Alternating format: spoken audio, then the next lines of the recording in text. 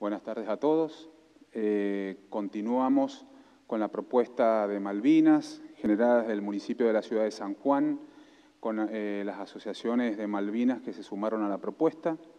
Este lunes fue la inauguración de una muestra, Nuestros Héroes Tienen Rostro, trabajada en el ala norte del Centro Cultural Estación San Martín con los familiares de caídos en Malvinas, y en el ala sur con la agrupación CEAS, Centro de Excombatientes del Atlántico Sur. Tuvimos, por las razones todos conocidas, que suspender el conversatorio de ayer para nueva fecha, a reprogramar en el RIM 22, y comenzamos con uno de los dos conversatorios que teníamos previsto en esta propuesta. Están con nosotros representantes del RIM 22, quienes en nombre de su coronel nos están acompañando y a quien le agradecemos su presencia: el subteniente de Arsenales Nicolás de Vicenzi y el suboficial principal José Ledesma. Hay algunos veteranos de Malvinas que van a acompañar y que les agradecemos su presencia, el vicepresidente de la Junta de Estudios Históricos. Y bueno, esta actividad, que como se aclaró el lunes, era del equipo de la Secretaría de Cultura, Turismo y Educación. Ha sido una actividad conjunta, así que está presente también la subdirectora del Centro Cultural Estación San Martín, Marcela Segay, y el subdirector del Teatro y Cine Municipal, Javier Gómez. En esta oportunidad nos va a hablar, Santiago Álvarez, un querido amigo que tiene unos jóvenes 59 años, nació en Caucete, en Villa Independencia, cabecera del departamento. Sus padres fueron Santiago Francisco Álvarez y Delia Susana Vega. Fueron 6 hermanos y está casado y tiene 2 hijos. Él es un sobreviviente del Belgrano y he tenido la posibilidad de escucharlo, así que su relato es muy conmovedor. Por su actuación en Malvinas, él ha sido condecorado, ha recibido medalla del Congreso, medalla de la Armada al esfuerzo y abnegación, medalla de operaciones en Malvinas, y ha sido declarado ciudadano ilustre por el municipio de Chimbas y Caucete. Así que bueno, con nosotros Santiago, bienvenido, y bueno, te escuchamos ahora. Gracias, Claudio. A todos, buenas tardes. Es un gusto estar acá, un placer, y vamos a tratar de ser lo más cronológico posible para que se pueda entender el relato que voy a hacer. Voy a obviar algunos detalles, lógicamente, para que directamente vayamos a los acontecimientos de Malvinas. En 1980 yo recibo el título de técnico electrónico en la Escuela Boero y también había sido sorteado en ese momento a lo que era el servicio militar obligatorio. Tenía que pensar qué hacía con mi futuro. Entonces, junto con un amigo que me había acompañado desde la escuela primaria y secundaria, decidimos indagar en la delegación naval cuáles eran las posibilidades que nos brindaba la Armada para desarrollar una carrera militar. Una de ellas era la escuela de oficiales, pero lógicamente era muy oneroso para nosotros poder pagar el gasto, el costo para poder ingresar. Pero sí había una carrera de suboficiales en donde en un año de carrera se podía llegar a ser cabo primero, dado que en ese momento la Armada estaba en un proceso de modernización, estaba recibiendo las unidades MECO, fragatas y corbetas. Entonces necesitaba un mayor conocimiento de su fuerza en lo que fuera a nivel técnico. Bueno, guiado por los suboficiales que estaban a cargo de la delegación naval, que estaba en ese momento en la avenida Córdoba, entre Rioja y Tucumán, decidimos ingresar. Hicimos todos los papeles como corresponde. Me costó un poco convencer a mi padre de la necesidad mía de independizarme económicamente y de hacer la posibilidad de una vida y de buscarme un futuro, pero bueno, finalmente firmó.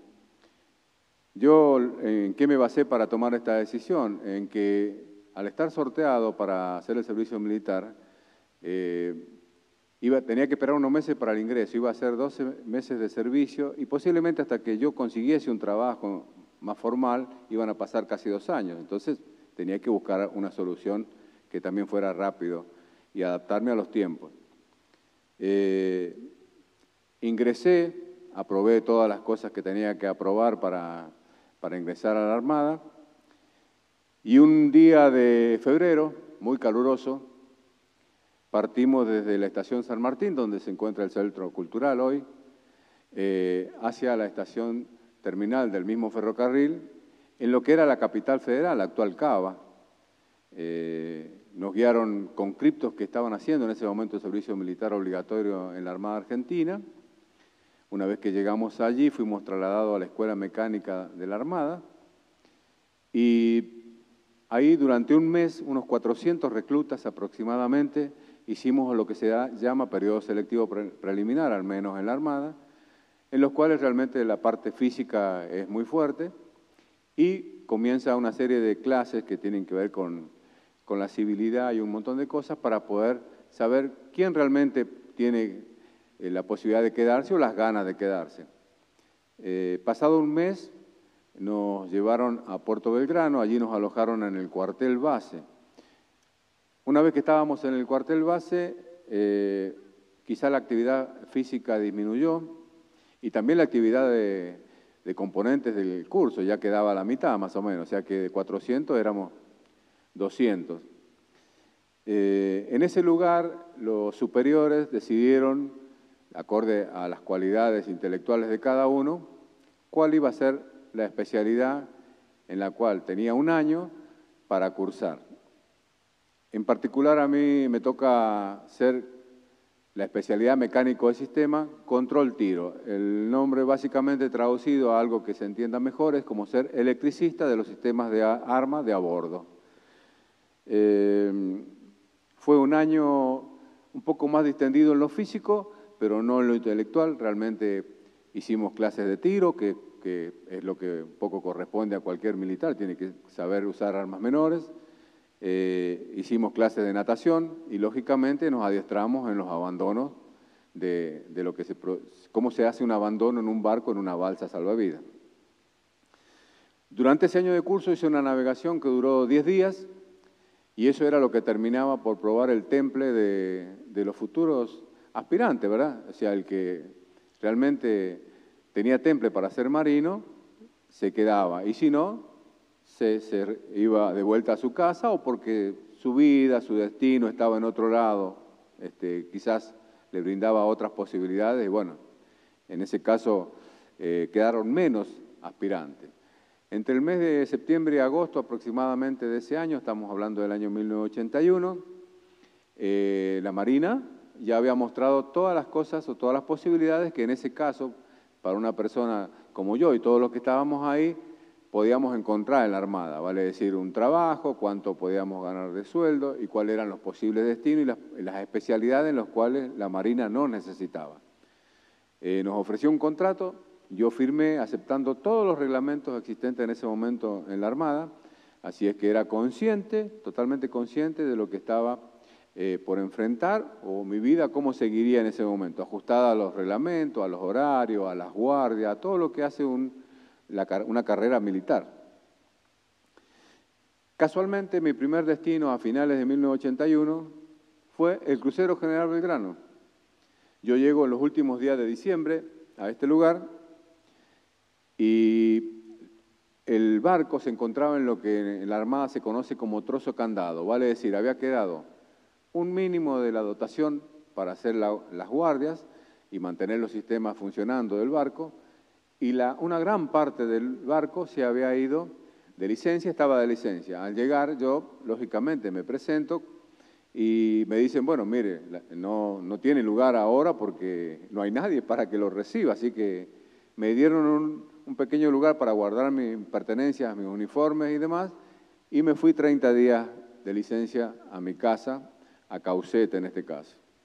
La licencia se pasa muy rápido porque cuando uno está lejos, bueno, vuelve a sus afectos y realmente los días vuelan, pero casi sin querer estaba de vuelta en el crucero General Belgrano. Durante el mes de febrero, ya estamos hablando del año 82, el barco realiza una navegación muy importante, duró 23 días. Esa navegación se hizo desde Puerto Belgrano, recorrió la costa a modo de patrullaje hacia el sur, entramos a Puerto Madryn. De Puerto Madryn el barco siguió hacia el sur, dio la vuelta al Cabo de Horno. En el Cabo de Horno se ve, puede apreciar el choque, por así decirlo, de las corrientes marinas, y son kilómetros y kilómetros de agua moviéndose acompasadamente con lo que se conoce como mar de fondo. Luego ingresamos por el canal de Beagle a Ushuaia, y de Ushuaia fuimos a Punta del Este, Uruguay. Bien, hasta ahí es bien agradable, digamos. Volvimos a puerto y el barco entró en reparaciones generales. Un barco construido en 1938 requería muchas reparaciones para su mantenimiento y para que siguiera funcionando. Desde las máquinas, los sistemas de armas, todo necesitaba ser reparado y mantenido. Entonces el barco entra en reparaciones generales. Todos nos abocamos, cada uno a los sistemas que le correspondían, a hacer las reparaciones programadas que había. Entre ellas estaban las máquinas principales. El buque en sí era el segundo más grande de la flota, contaba con 185 metros de largo, 19 metros de eslora, 37 metros de puntal, o sea, la máxima altura eran de 37 metros, contaba con un sistema de 5 montajes triples de 6 pulgadas, 8 montajes de 5 pulgadas, 4 por banda, montajes cuádruples de tiro antiaéreo de 40 milímetros y también montajes dobles de 40 milímetros, más montajes de 20 milímetros, todo para una defensa antiaérea, agregando a esto que fue el primer barco que en 1968 se le instaló un misil antiaéreo filoguiado de 5 o 6 kilómetros de alcance denominado SICAT. Entonces, si nosotros miramos desde ese punto de vista, el buque era un arma poderosa ante la posibilidad de un bombardeo contra las costas o una defensa antiaérea, era muy poderoso. Pasado este tiempo de reparación, llegó el 28 de marzo. El 28 de marzo nosotros vimos una situación particular en el puerto. En especial me llamó la atención a mí, yo era muy nuevo en el ámbito de la Armada, había sido destinado a una división denominada División 11, en donde convivíamos los cabos primeros, cabos segundos, y los conscriptos clase 62 y clase 63 que estaban en servicio en ese momento. A mí en particular me mandan con 2 cabos segundos para ser parte del servicio como electricista de esos sistemas de armas a los sistemas de 40 milímetros. Allí conozco en el ámbito del barco a 3 personas de mi ciudad. Uno es Alejandro Abayay, que era uno de los artilleros de 40 milímetros, casualmente del mismo pueblo donde yo nací. Y él a la vez me presenta a 2 personas más que, si bien es cierto, los conocía de vista, pero no tenía idea y no sabía que estaban ahí. Esas personas son de apellido Ahumada. Lamentablemente los 2 fallecieron en el hundimiento del crucero Belgrano. Son 2 héroes que descansan en los mares del sur. Bueno, el 28 de abril yo veo un movimiento incesante de tropa, cargan víveres, camiones, municiones, en todos los barcos que había ahí, y el barco, cuando quisimos acordar desde nuestro barco, vemos que toda la flota sale a navegar. Yo consultaba con mis compañeros, digo, muchachos, ¿qué pasó? ¿Por qué sale esta gente todos juntos? Nos quedamos solos acá. Y ellos me dicen, no, es normal que la flota salga así, a veces a hacer adiestramiento y cargan munición, hacen operativos en el sur, desembarco. Yo entendí lo que ellos me dijeron porque para mí era nuevo. Hasta el 2 de abril a la mañana, donde se nos comunica en la formación que las Islas Malvinas habían sido recuperadas por una interfuerza y que, bueno, a partir de ese momento los ingleses habían sido expulsados del lugar y que las Fuerzas Armadas Argentinas se hacían cargo de la soberanía nuevamente de nuestras islas. Lógicamente hay una cierta euforia y que le toca a todo el mundo. Uno de los mayores éxitos de la educación argentina fue imponer hasta esos años, sin duda, la idea en generaciones y generaciones de que las Islas Malvinas son argentinas y nos pertenecen, cosa que comparto totalmente. Es así, es así. Entonces, todo el mundo se llenó de euforia. Siempre estoy contando las cosas en primera persona. No soy desconocedor hoy que había otras cosas que pasaban en el ámbito de lo que era la capital federal, pero para llevar el relato lo voy a hacer siempre en primera persona, ¿cierto? Nosotros continuamos con las reparaciones generales y hubo 2 intentos del barco por querer salir de la dársena para salir a navegar y la máquina se rompió. Volvíamos de vuelta. Al tercer intento, que fue el 16 de abril, finalmente el barco tomó el canal de navegación y salió hacia los mares del sur. El 20 de abril, el barco se encontraba a la altura de Tierra del Fuego. Todavía estaba solo el barco, no estaba acompañado por ningún otro buque.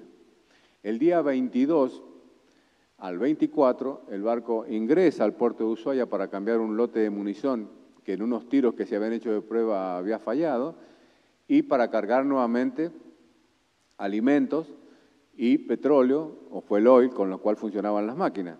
Imaginemos, en este momento, 1093 tripulantes estaban en el barco en ese momento. En tiempo de paz normalmente navegaban 800 personas aproximadamente, pero en este caso había 1093 tripulantes. O sea que se había agregado quizás un tercio más de la tripulación. Entre los que se habían agregado, llegó a navegar conmigo en ese momento un amigo que era de la especialidad maquinista. Eduardo es su nombre, había sido amigo de la primaria, la secundaria, nada más que cuando él hizo el ciclo básico de la secundaria, se fue a la Armada. Y yo con el otro amigo terminamos la carrera secundaria, ¿está bien? En el barco se habían soldado camas en los pasillos y en el hangar para poder darle un lugar donde dormir a la gente que se agregó. La tripulación se había dividido en tercios. Un tercio hacía guardia, un tercio trabajaba y un tercio cubría puestos de combate en forma permanente. Yo entré en el tercio que hacía guardia de las 12 del mediodía a las 16 horas y de las 0 horas a las 4 de la mañana. ¿A dónde hacía guardia? En la central de tiro. La central de tiro estaba ubicada al centro del barco, 4 cubiertas para abajo. En ese lugar llegaba toda la información de los puestos de comando exteriores y se tomaba una decisión sobre las armas, cómo hacer los tiros, hacia dónde disparar, hacia dónde dirigir un determinado grupo de armas, ya sea de 6 pulgadas, de 5 pulgadas. En ese lugar se tomaba la determinación, cómo defender el barco con los diferentes sistemas de armas. Y también en el mismo ámbito estaba muy cerca, muy pegada, lo que era la central de control averías. Los control averías, especialidad en la Armada, que son los bomberos de un barco.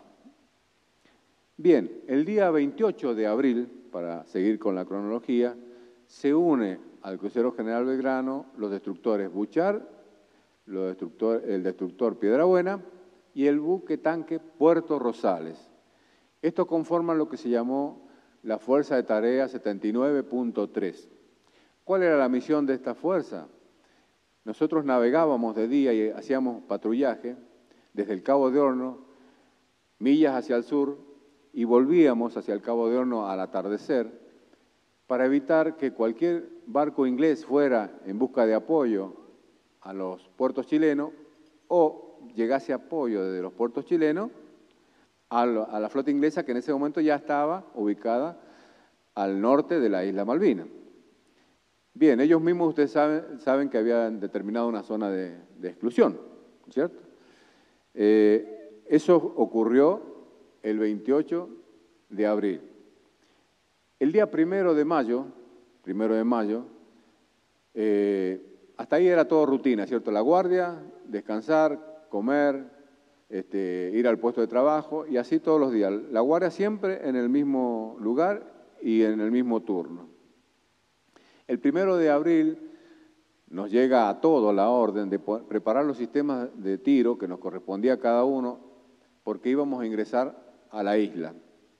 La orden era muy simple, arreglar los diales y todos los sistemas de comunicación del barco para que estuviera en condiciones de entrar en combate. Entonces, el barco, siguiendo el paralelo 55, navegó hacia las Islas Malvinas. Yo tomé la guardia a las 12 del mediodía del 1 de mayo, a las 16 salí de la guardia. Cuando fui, tomé puesto de trabajo, por lo cual nos dedicamos a hacer esas reparaciones que ya mencioné. Cenamos, le dedicamos otro tiempo más a la labor Y bueno, a pesar del frío y que reinante en el exterior y demás, a las 11 de la noche dejamos el lugar, a las 0 horas yo tomo mi ropa de abrigo, mi salvavidas y voy a mi puesto de trabajo, a mi puesto de guardia, perdón, 4 cubiertas abajo al centro del barco. Cuando llegamos ahí, el oficial a cargo nos dice que como habíamos estado trabajando todo el día intensamente, que podíamos dormir arriba de los salvavidas, que no había problema, que dejáramos una guardia mínima, dado que la orden se había cambiado y el barco volvía hacia el continente. Hasta ese momento, a ver, así como uno a veces nota en un vehículo cuando va andando, funcionando, la inercia del barco era importante, o sea que era como que iba navegando hacia un determinado lugar a máxima velocidad. Dejo la guardia a las 4 de la mañana, ¿cierto? Voy a mi tiempo de descanso, ya es 2 de mayo. El 2 de mayo, a las 12 del mediodía, tomo mi guardia nuevamente hasta las 16 horas. A las 16 horas nos encontramos en el lugar central de tiro, tanto el grupo que deja la guardia como el que toma la guardia. Y siempre todos los cambios de guardia había quizás algo de informalidad, en el sentido de que entre los tiempos que nos llevaban los tiempos de guardia, ocupar puestos de trabajo y descanso, posiblemente casi no nos veíamos entre los compañeros, entonces siempre cruzábamos alguna broma, alguna charla informal, esto es propio de casi todos los trabajos, bueno, lo hacíamos también ahí. Pasado unos pequeños minutos, unos pocos momentos de las 16, se produce una gran explosión. Al producirse la gran explosión es como si a los que estábamos en el lugar nos hubiesen sacado del piso de golpe, nos caímos y todos los papeles que estaban sueltos o manuales que había de los equipos de ahí volaron por los aires. En ese momento no supimos qué es lo que era, nos recompusimos, nos paramos y vino una segunda explosión.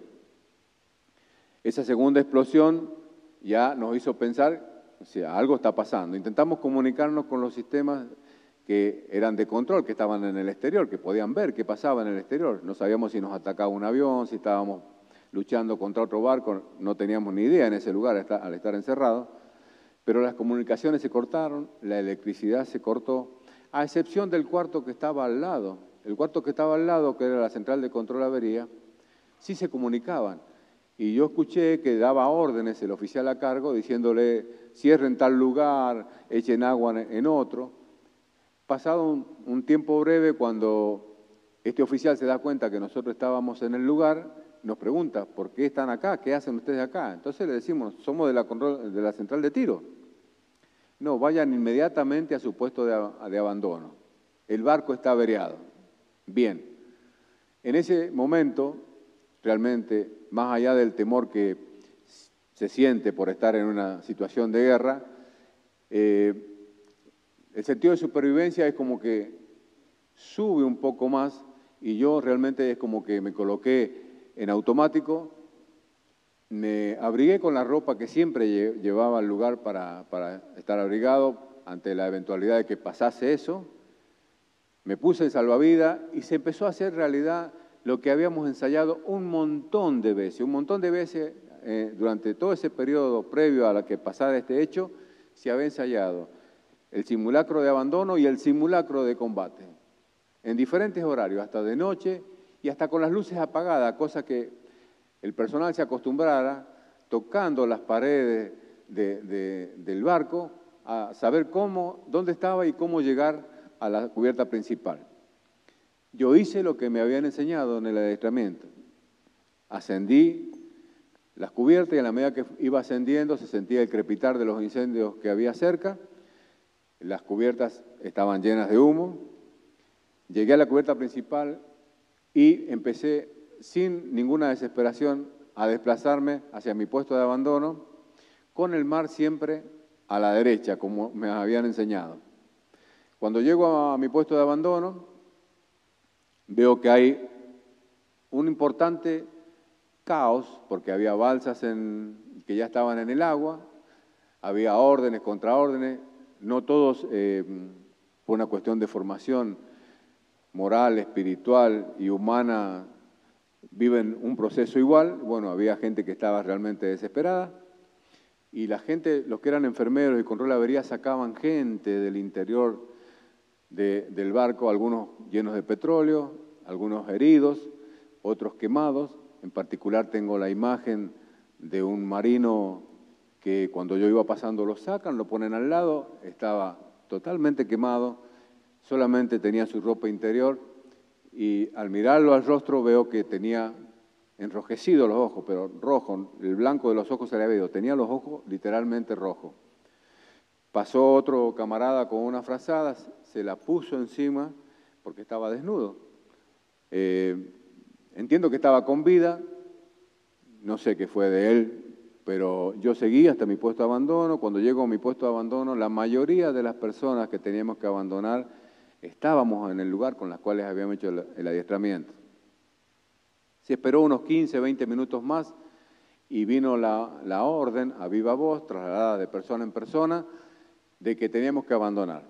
Bueno, a esa altura del tiempo el barco ya estaba bastante inclinado, y a mí me toca abandonar por el lado o la banda en la cual el barco se estaba levantando. Entonces atamos un cabo o un lazo a una parte firme del barco, bajábamos hasta la coraza, que casi era como un escalón, sobresalía 15 o 20 centímetros, y de ahí nos arrojábamos al techo de la balsa. Inmediatamente había que ingresar a la balsa porque de atrás viene otro que también se arroja al techo de la balsa. Inmediatamente lo que pedía el adiestramiento era que nos alejáramos rápidamente, y así lo hicimos con unos pequeños remos y ayudados con las manos en forma casi desesperada, tratamos de alejarnos lo que más pudimos del barco.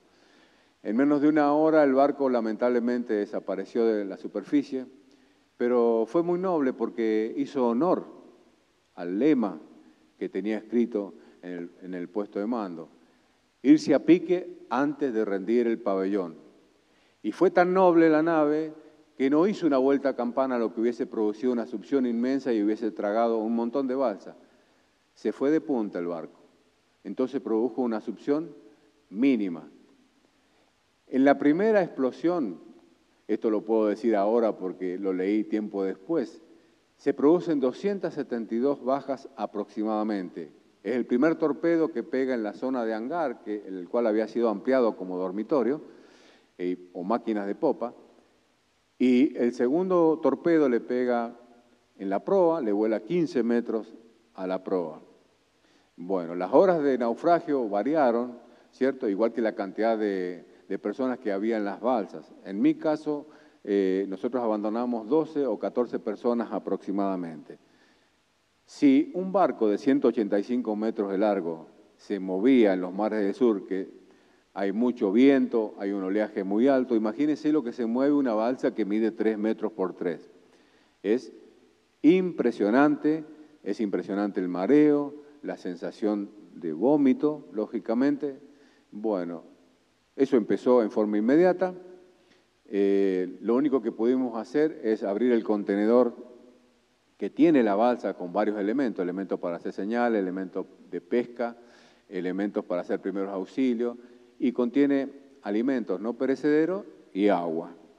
Esos son los elementos para hacer supervivencia en el mar. Lo único que nos dividía de los 3 grados bajo cero del mar con nosotros era el fondo del gomón de la balsa. Llegó la primera noche que pasamos ahí en esa circunstancia muy rápidamente. Yo diría que 5:30 de la tarde se hizo la noche, una noche oscura, y creo que el clima fue lo más desfavorable que tuvimos que enfrentar en ese momento. Empezaron vientos que se suponen que eran de entre 80 y 100 kilómetros por hora. La sensación térmica era de 10 grados bajo cero. Y bueno, las olas de un mar 4, un mar 5, que significa que eran entre 5 o 6 metros de altura. Nosotros logramos atarnos con unos lazos con 2 balsas más para facilitar la búsqueda aérea, dado que las balsas tienen techo color naranja. ¿Qué hicimos? Nos organizamos muy rápidamente entre todos y hacíamos guardias de 20 minutos. ¿Para qué? Para no quedarnos congelados. Uno hacía guardia 20 minutos, a los 20 minutos tenía que despertar al resto, movíamos un poco las piernas, los brazos, en fin, quedaba otro de guardia y volvíamos a acurrucarnos los demás para darnos calor. Eso fue así toda la noche, y la sensación de lo que era del golpe que iba a llegar a la balsa también se sentía el susurro de la ola y luego la punta de la ola era como que golpeaba la balsa, la hacía volar por el aire y volvía a caer. Tuvimos mucha suerte porque la balsa no se dio vuelta, porque si se hubiese dado vuelta no creo que hubiésemos podido estar acá y contándole esto a ustedes. Eso fue toda la noche, o sea que, a ver, eso de la guardia y era más que todo para no congelarnos. El día fue un poco más calmo el clima, el viento tuvo menos intensidad, digamos así. Y cerca del mediodía, antes del mediodía, un avión sobrevoló las balsas. Pero nuestra balsa en particular ya estaba sola. O sea, ¿qué debo decir yo? Que si nos vio o no nos vio, el avión hizo seña desde el aire, pero en cierto determinado momento la balsa estaba en la cúspide de la ola y en otro momento estaba como en una especie de pozo de agua. Entonces estábamos solos. El avión lógicamente vio todas las balsas que había cerca y le hizo seña a todo y nosotros dijimos, bueno, ya nos van a venir a rescatar. Tomamos esperanza, ¿cierto? Recobramos la esperanza y comenzamos a abrir los víveres en ese momento.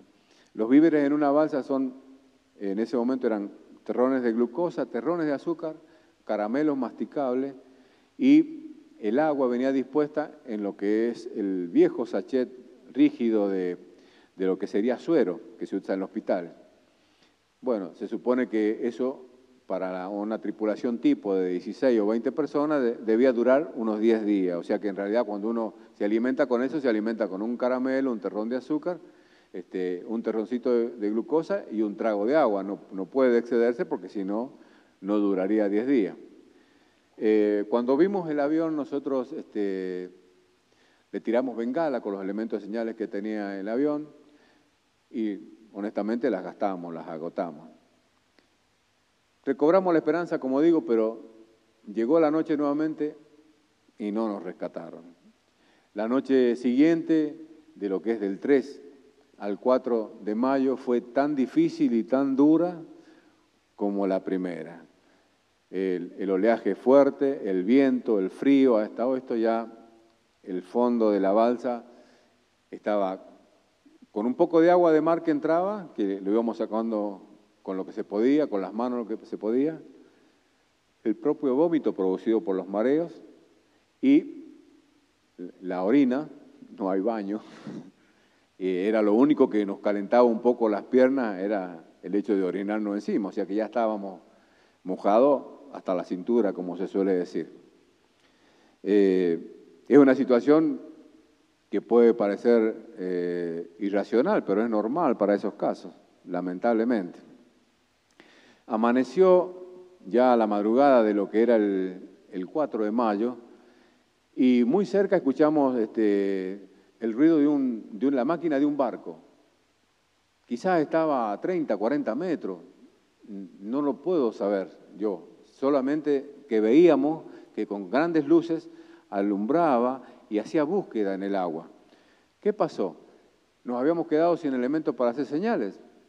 Lo único que había era la pistola del oficial a cargo y en ese momento agotó todos los tiros que tenía tirándolos al aire y nosotros, con un silbato que dispone el salvavidas, cada salvavidas, soplábamos con tanta fuerza que nos quedamos sin aire, pero entre el ruido del viento y el oleaje, el barco que quizás estaba a 30, 40 metros, no nos vio, se fue. Lo primero que pensamos es, listo, ya no nos van a rescatar, estamos mal. Y bueno, tratamos de consolarnos entre todos, nos dimos ánimo, pero la verdad que la segunda noche fue muy mala. Con las primeras luces de la mañana, y no puedo decir las primeras luces del sol, sino cuando estaba de día, dado que siempre en esos lugares está nublado, en el horizonte, a unos 15 kilómetros, pudimos visualizar y ver que se acercaba un barco. Renace la esperanza, dijimos, bueno, quizás nos venga a buscar a nosotros.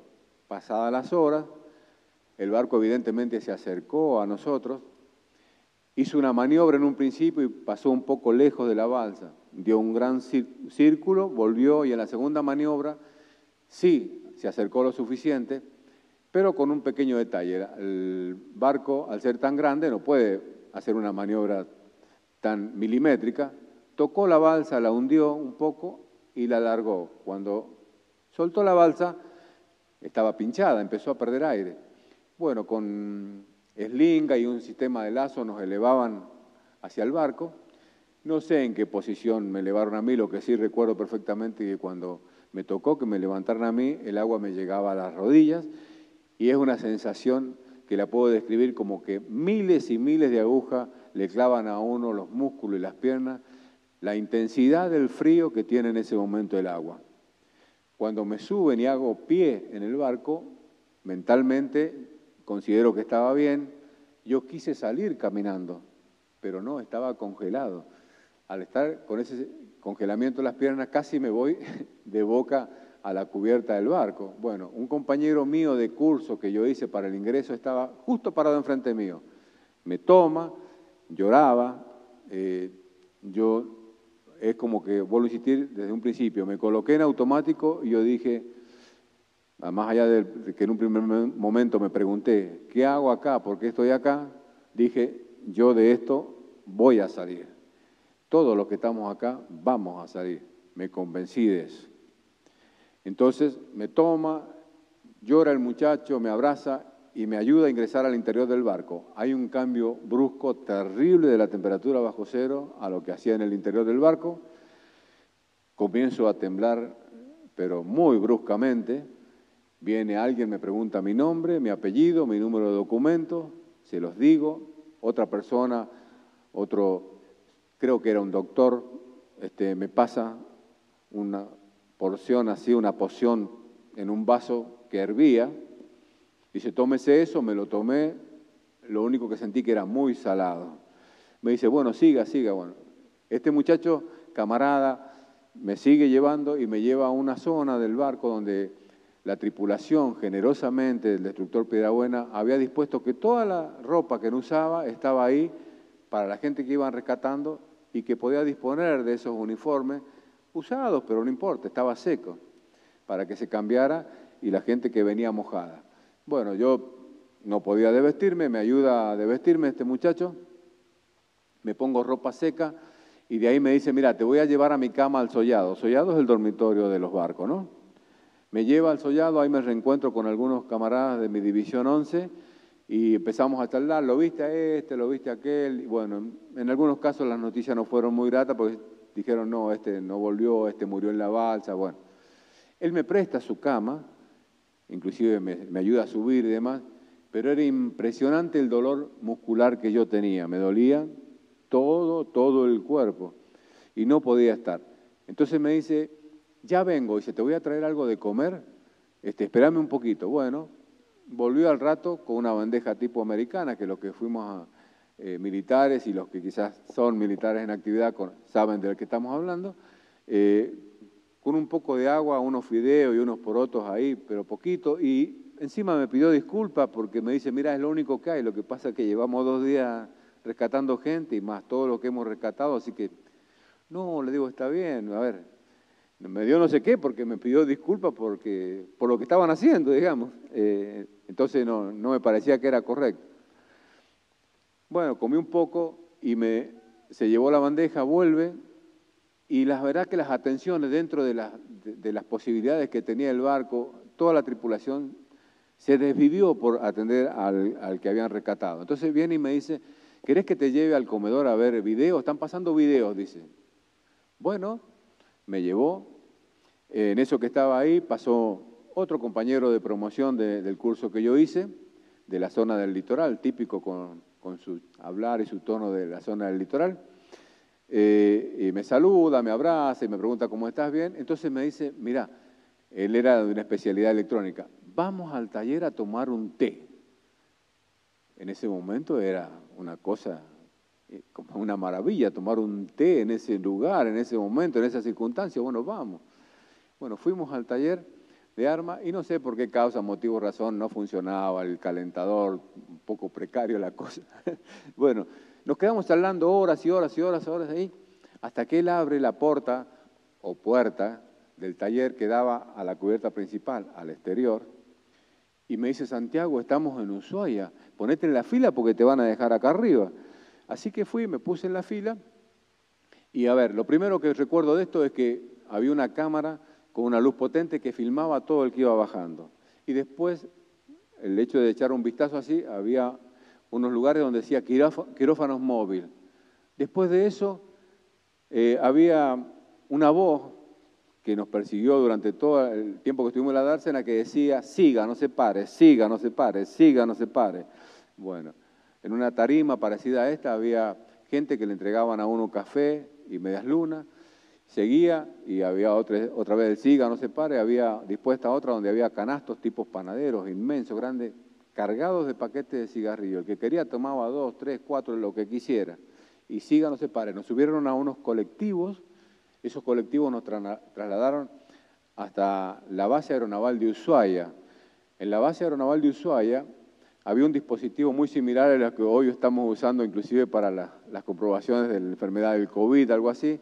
Se hacía un recorrido por un circuito, se dejaba toda la ropa, porque no teníamos uniforme en ese momento, nos habíamos puesto la ropa que habíamos agarrado, cada uno donde habíamos sido rescatados, y nos dieron un overol zona sur, unas zapatillas blancas, y el que no tenía ningún problema, no estaba quemado, no estaba herido, nada, como era mi caso, nos pasaban a una zona de descanso, de espera, para luego, en aviones, ser llevados hacia el norte. Estábamos en Tierra del Fuego, nos iban a llevar de vuelta a la provincia de Buenos Aires. Pasado unas horas nos subieron a un avión Fokker en ese momento y nos envían a la base Espora. En la base Espora, antes de bajar el comandante del avión, se paró al frente de todos los que estábamos sentados en el avión y dio el siguiente mensaje. Abajo hay muchas personas que ustedes van a estar muy cerca de ellos que son deudos, posiblemente porque sean familiares de gente que no vuelva, como si también posiblemente sea gente que esté herida o que esté viva, pero ellos no lo saben. Van a bajar, se van a formar, van a dar 3 vivas a la patria y tienen terminantemente prohibido hablar con nadie. ¿Listo? Como es en el ámbito militar, comprendido, bajamos, nos formamos, dimos 3 vivas a la patria y a una distancia de 15, 20 metros había un vallado donde la gente gritaba nombres, jerarquías y demás preguntando, ¿lo vieron a tal? ¿Lo vieron al cabo principal, al cabo primero, tanto, cierto? Y nosotros teníamos que caminar derecho hacia los ómnibus que nos estaban esperando en ese momento, el transporte. Subimos a los transportes, casualmente pasaban por ahí un par de muchachos de mi departamento natal, de Caucete, que también estaban en la Marina, y cuando me ven, me saludan, qué sé yo, se acercan y me dicen, ¿qué podemos hacer por vos? Y le digo, por favor, mandá un telegrama a mi casa diciendo, estoy bien, nada más. Bueno, ¿qué ocurre? Ellos se van, se retiran rápidamente porque no podíamos hablar con nadie. Los colectivos nos trasladan al Hospital Naval de Puerto Belgrano. Allí hacemos una revisación médica, clínica muy general. Nos vuelven a dar de comer y no sé por qué, pero desde que habíamos salido, ya habíamos llegado a Puerto Ushuaia, habíamos comido. En la situación de espera habíamos comido lo que se conoce como un rancho volante. Y era como que teníamos un hambre infinito, llamémosles ansiedad. Venían las bandejas con hamburguesas y gaseosas y comíamos y comíamos. Bueno, pasada esa pequeña revisión médica, nos dicen, bueno, usted está bien, tiene 13 días de licencia, vaya al Comando Naval, le van a pagar, le van a dar una orden de pasaje y usted se va a poder ir a su casa 13 días. Perfecto. Yo fui, hice lo que me dijeron, pero como yo era trocista, vale decir, mi hogar era el barco. Yo no alquilaba una casa afuera, un departamento afuera para vivir cuando no estaba en el barco. Yo trabajaba y vivía en el barco. Casi todas mis pertenencias, y hasta mis documentos, se habían ido con el barco. Entonces fui a comprar elementos de higiene a un supermercado más grande que había ahí, que era de la Armada, que era la Diva, se llamaba. Ahí me encuentro yo con otros camaradas del curso que había hecho yo para ingresar como cabos primeros, también cabos primeros ellos, pero estaban en otro barco. En ese momento ese barco estaba en el puerto, entonces cuando me ven, me saludan, me abrazan y me dicen, mira, ¿sabés que el hermano de Eduardo está en la escuela de oficiales buscando a su hermano y quiere saber si está vivo? Hoy le digo, yo lo vi en Ushuaia, estaba vivo y estaba caminando, estaba bien. Bueno, déjame, yo ahora compro acá y voy a verlo. Cuando yo una vez que compré todo, me voy a la escuela de oficiales, un conscripto que estaba de guardia me para y evidentemente todos estábamos uniformados de una manera diferente a lo que era el uniforme normal de la Armada. Entonces me dice, ¿usted es sobreviviente? Sí. ¿Y lo puedo ayudar? Sí, mire, si es tan amable, busco a tal persona. Entonces me dice, yo le diría que no ingrese porque adentro hay gente muy desesperada buscando que aparezcan los nombres de su hijo, de su hermano, de su papá, y lo van a apabullar. Espéreme acá, yo lo busco a la persona. ¿Cómo se llama? Le dije el nombre, ingresó, esperé ahí, vino y me dice, mire, no está. Perfecto. Atravesé el estacionamiento del lugar y ahí una persona me ve, me entrevista, me dice, ¿usted es sobreviviente del crucero Belgrano? Sí. Bueno, por favor, dice, ¿quiere que lo acerque a Punta Alta? ¿Cómo no? En un breve diálogo que puede durar 5 minutos, un poco le dije de mi experiencia y me dice, ¿y su familia sabe que usted está con vida? Lo desconozco. Bueno, dice, mire, yo lo voy a llevar a un lugar, le voy a prestar un teléfono para que usted hable con su familia. Bueno, ok, cómo no. De hecho, me llevó a lo que se llamaba la Cooperativa Tambera Punta Alta. Hizo abrir una oficina y me dice, acá tiene un teléfono, hable todo lo que quiera. Bueno, me pude comunicar con mis padres. Mis padres ya sabían que yo al menos estaba con vida porque gracias a la gestión de un primo que trabajaba en la Casa de San Juan en Buenos Aires, él iba buscando los nombres de los sanjuaninos que iban rescatando y le habían avisado a mi familia que yo por lo menos estaba con vida. Cierto que eso ya era importante. Bueno, mis padres lógicamente lloraron mucho cuando hablaron conmigo, yo le traté de transmitir tranquilidad de que estaba bien, que no estaba herido, y que ese día no podía viajar, pues el autotransporte TICSA, que era el colectivo que hacía el transporte desde Punta Alta a la provincia de San Juan, había salido a las 14 horas.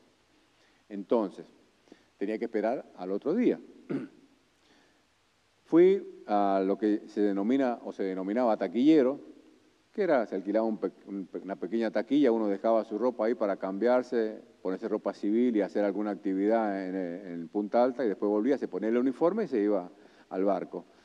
Me higienicé, me cambié, en fin, y salí a deambular por la ciudad, honestamente perdido, buscando cosas que quizás no tenían significado o no, perdido.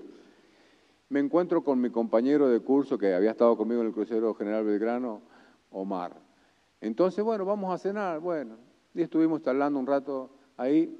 Él también alquilaba en el mismo lugar un box, un taquillero, y me dice, mira, yo a la madrugada tengo colectivo. Él vivía en Villa Longa y vive inclusive ahora en la provincia de Buenos Aires. Y no tenemos dónde dormir. Bueno, durmamos acá en los bancos, unos bancos de madera, así que ahí pasamos la noche. Cuando me desperté, él ya se había ido. El colectivo salió para San Juan ya el día 6 de mayo. Honestamente, el viaje fue largo, era de largo de por sí, pero todas las expectativas que generaba, encima uno apurado por llegar a su casa, en tratar de despegarse un poco de lo que le había pasado. Cuando llega el colectivo al ENCON, que es el control de la policía, el chofer pone la radio y ahí anuncian que estaban las autoridades provinciales y la banda de la policía en la terminal de ómnibus esperando a los sobrevivientes del crucero Belgrano. ¿Qué ocurre?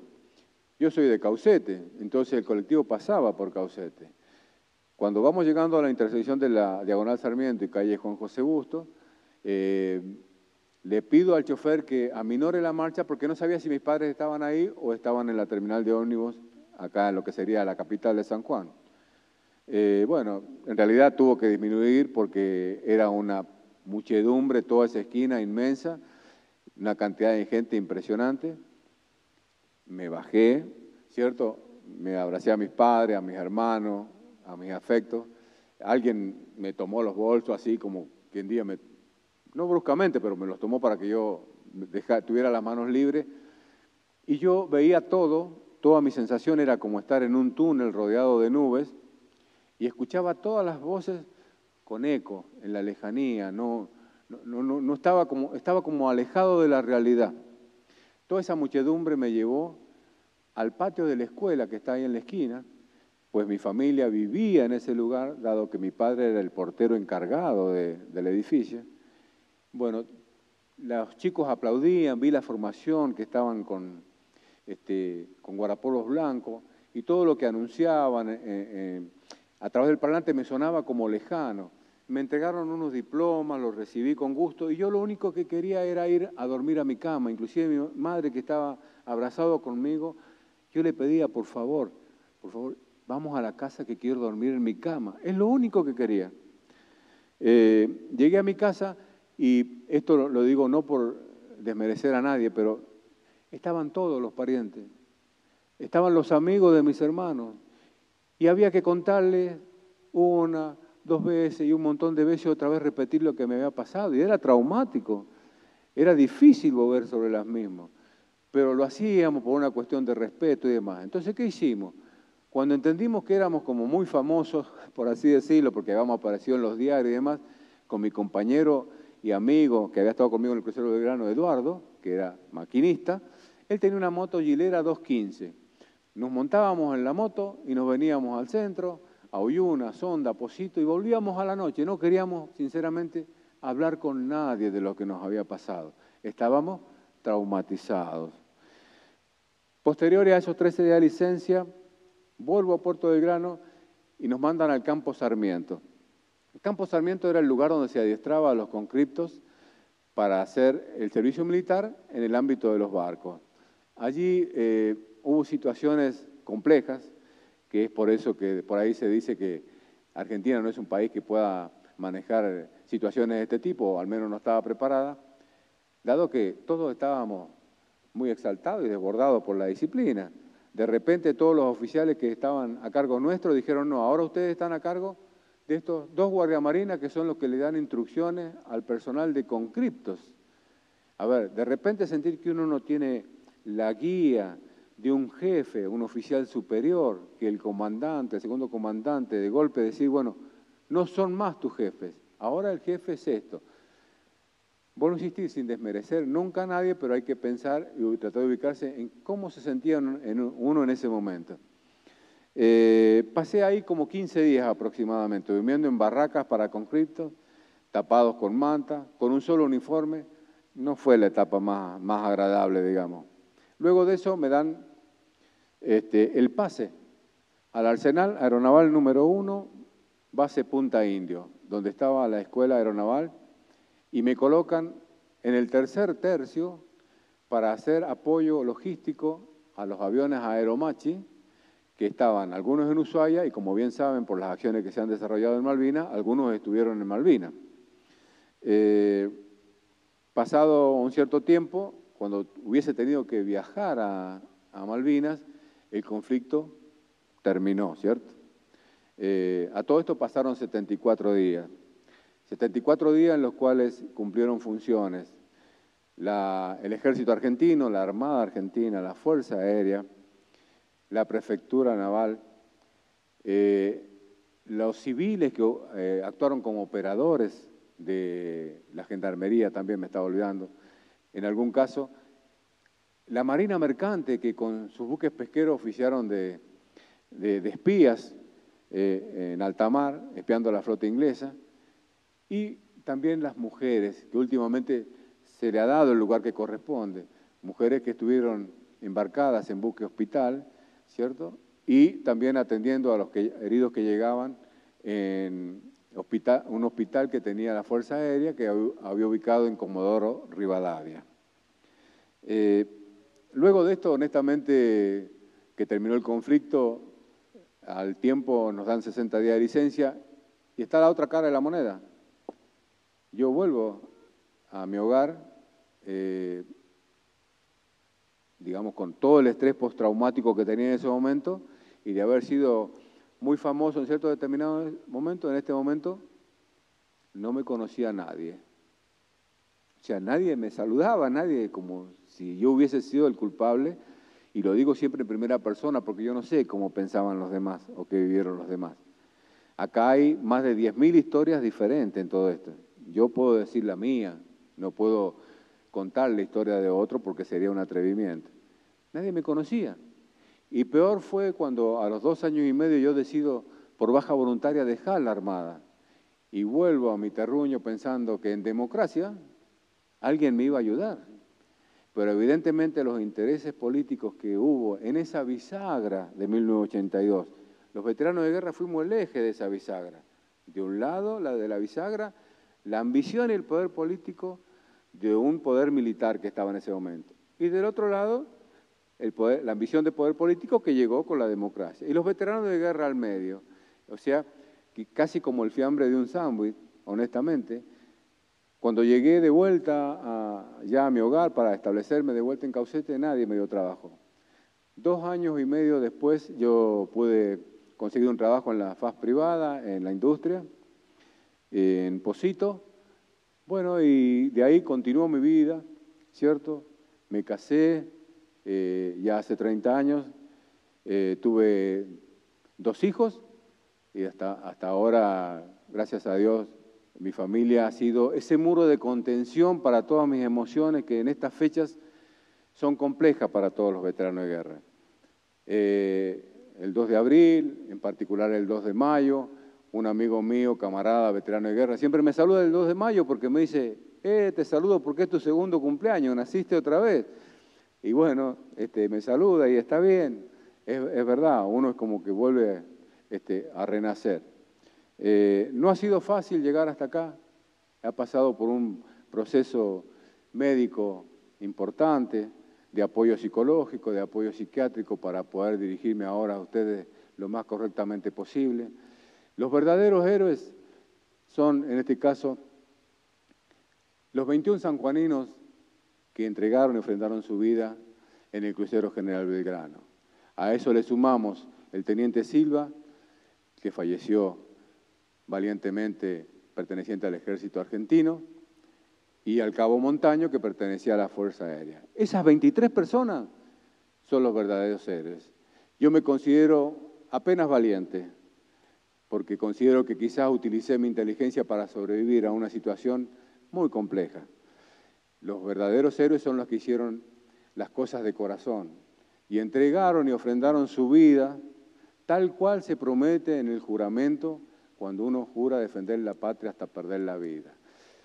Los veteranos de guerra de Malvinas, los hoy veteranos de guerra de Malvinas, como lo haría cualquier ciudadano, defendimos a todos los argentinos, los niños, los adultos mayores, toda la geografía, desde la selva, la Patagonia, el mar, todos los intereses que estaban siendo usurpados y siguen siendo usurpados por el imperio anglosajón, ayudados por la complicidad de Chile y ayudados por todo el poderío de la OTAN. Quizás eso es un tema un poco más complejo y sobre geopolítica y demás, y alguien más versado en el tema lo pueda hablar. Yo solamente digo las bases. Así es que un agradecimiento a ustedes por escuchar, un agradecimiento a Claudio en particular por haberme invitado a participar en esta actividad, a los presentes, a los que no están presentes y quizás en algún momento les llegue esta charla por algún medio, alguna red social también. Me siento parte de una sociedad y me siento gratificado cuando puedo expresar lo que me pasó, lo que viví y que alguien escuche, pero en los momentos que vivieron los veteranos de guerra, para todos no han sido igual, para otros han sido más ingratos, para otros quizás más fuertes, pero no son iguales. Yo solo me he limitado a tratar de ir llevando una línea cronológica en primera persona, con un relato que se condice con mi persona, pero hay muchos más relatos que son totalmente valederos. Entonces, vaya el homenaje, vuelvo a insistir, para los 323 héroes que quedaron en el crucero General Belgrano, 300 de ellos están a 3.000 metros de profundidad, 23 de ellos descansan en el continente, pues las tripulaciones de sus respectivas balsas no arrojaron los cuerpos al mar, descansan en el continente, y el resto de los cerca de 600 pérdidas de héroes que hay fueron en la isla. Así que vaya ese homenaje a los de más de 649 personas que brindaron la vida por una causa que es, ha sido y justa. las Malvinas siempre van a ser argentinas. Gracias.